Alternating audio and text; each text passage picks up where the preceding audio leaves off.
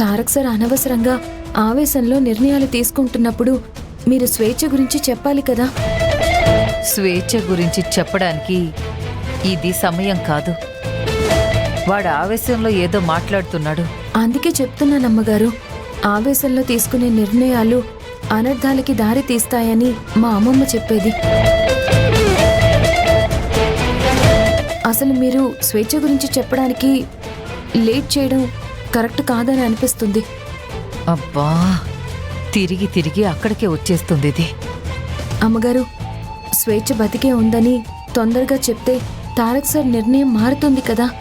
స్వేచ్ఛనే పెళ్లి చేసుకుంటారు కదా. మధ్యలో అచ్చనమ్మ గారిని చేసుకోవడం సరైన పని కాదు కదా.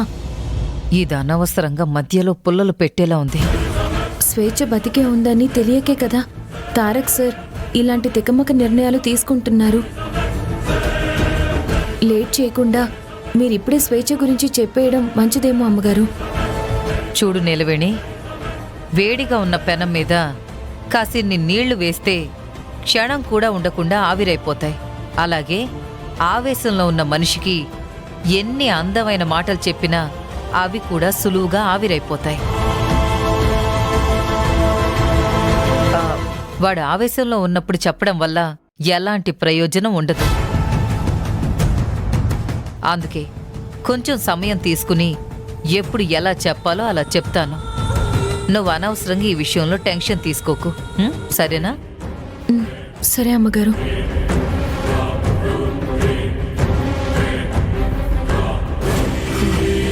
స్మూత్గా వెడుతున్న రోడ్ మీద స్పీడ్ బ్రేకర్లా తయారవుతుంది. కొంచెం ఈ మ్యాటర్ ఫైనల్ అయ్యే వరకు జాగ్రత్తగా ఈ విషయాన్ని డీల్ చేయాలి.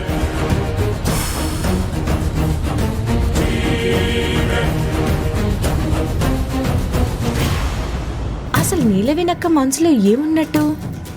చిన్నయ్య గారిని అంత త్వరగా ఎలా వదిలేస్తున్నట్లు? అర్చనా మేడంని చిన్నయ్య గారు పెళ్లి చేసుకుంటానంటే నీలవేణక్క ఎందుకు ఒప్పుకున్నట్టు? ఎలా అయినా నిజం లాగాలి.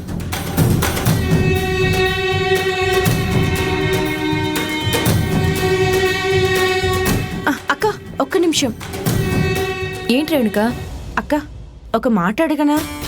దేని గురించి?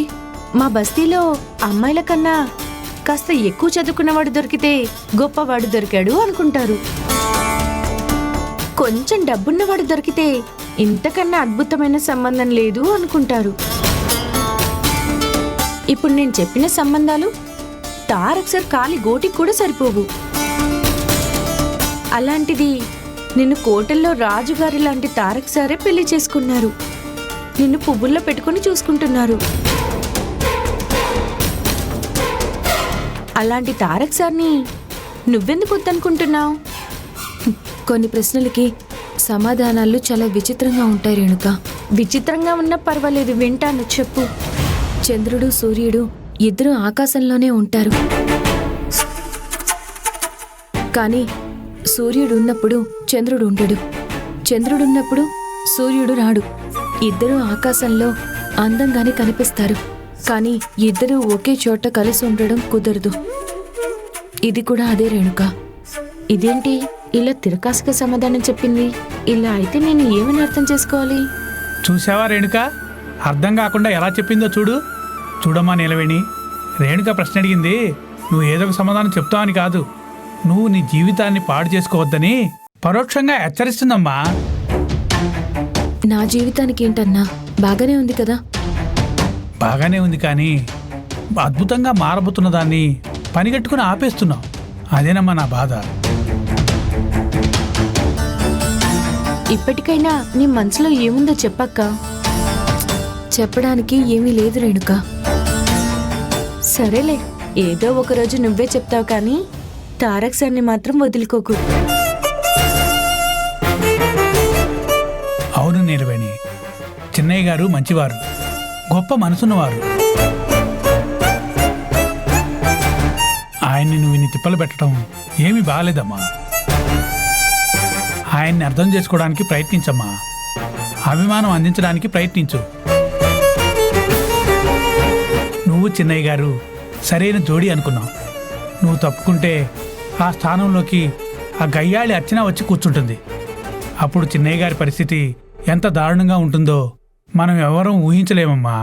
ఆలోచించమ్మా నీలవేణి.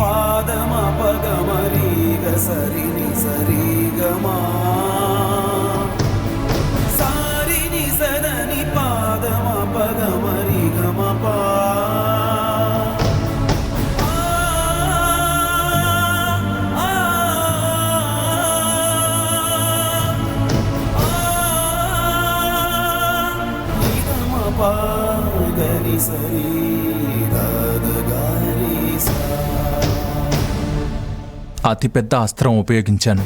ఆ అస్త్రానికి నీలవేణి కరుగుతుందా, ఎదిరిస్తుందా చూడాలి. అయినా నేను మరొక అమ్మాయిని పెళ్లి చేసుకుంటానని అంత ఇండైరెక్ట్గా చెప్తున్నా నీలవేణిలో నిమ్మగింజంత చలనం కూడా లేదేంటి?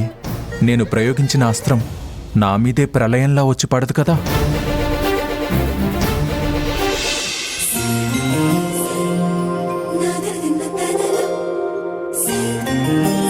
ఇదేంటి, నేను వేసిన అస్త్రం బాగానే ఫలించినట్టుందే.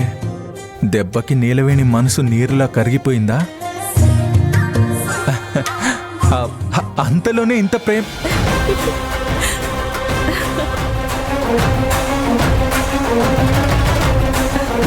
హే అర్చన, అర్చన వదిలు అర్చన. ఏంటిది అర్చన? వదిలు అర్చన, వదులు వదులు. నిన్నే అర్చన, వదులు వదులు వదులు. ఏంటి అర్చన ఇదంతా? మనసులు కలిసిపోతున్నాయి, మనుషులం కూడా కలిసిపోదాం. ఇంకా ఈ దూరం అవసరమా చెప్పు? మనుషుల మధ్య దూరాలు తగ్గినంత సులువుగా మనసుల మధ్య దూరాలు తగ్గిపోవు కదా అర్చన. అంతేలే, నేను కూడా ఒప్పుకుంటాను. దేనికైనా కొంచెం సమయం పడుతుంది అంటావు, అంతేగా? అంతే కదా, అంతే కదా. ఏదేమైనా నువ్వు ఇంత త్వరగా మారుతావని, మన పెళ్లి గురించి ఆలోచిస్తావని నేను అస్సలు ఊహించలేదు తెలుసా. కొన్ని ఊహించలేని పరిణామాలు అలాగే జరుగుతూ ఉంటాయి అర్చన. మన చేతిలో ఏదీ ఉండదు. అవునవును, ఇప్పుడిప్పుడే అది నాకు అర్థమవుతుంది. ఇన్ని రోజులు నేను బాధపడ్డానికి కారణాలన్నీ నీ చేతిలోనే ఉన్నాయి. ఇప్పుడు నేను సంతోషపడ్డానికి కారణాలు కూడా నీ చేతిలోనే ఉన్నాయి. అబ్బో, ఇదేంటి ఉన్నట్టుండి ఇంత పోయిట్రీ వలకబోస్తుంది? నేను చెప్పింది నిజమే కదా తారక్? అవునవును, అక్షరాల నిజం. మన సంతోషం, మన దుఃఖం ఎప్పుడూ మరొకరి మీద ఆధారపడిపోతూ ఉంటాయి. నీకొక విషయం తెలుసా? ఏంటది? నువ్వు మీ అమ్మతో సరిగ్గా మాట్లాడకపోయినా ఆంటీ నువ్వు తీసుకున్న నిర్ణయానికి ఎంత సంతోషపడుతున్నారో తెలుసా? ఇప్పుడు ఆవిడ సంతోషపడితే ఏంటి, సంతోషపడకపోతే ఏంటి? నా కొడుకు ఒక గొప్ప నిర్ణయం తీసుకున్నాడని ఉప్పొంగిపోతున్నారు.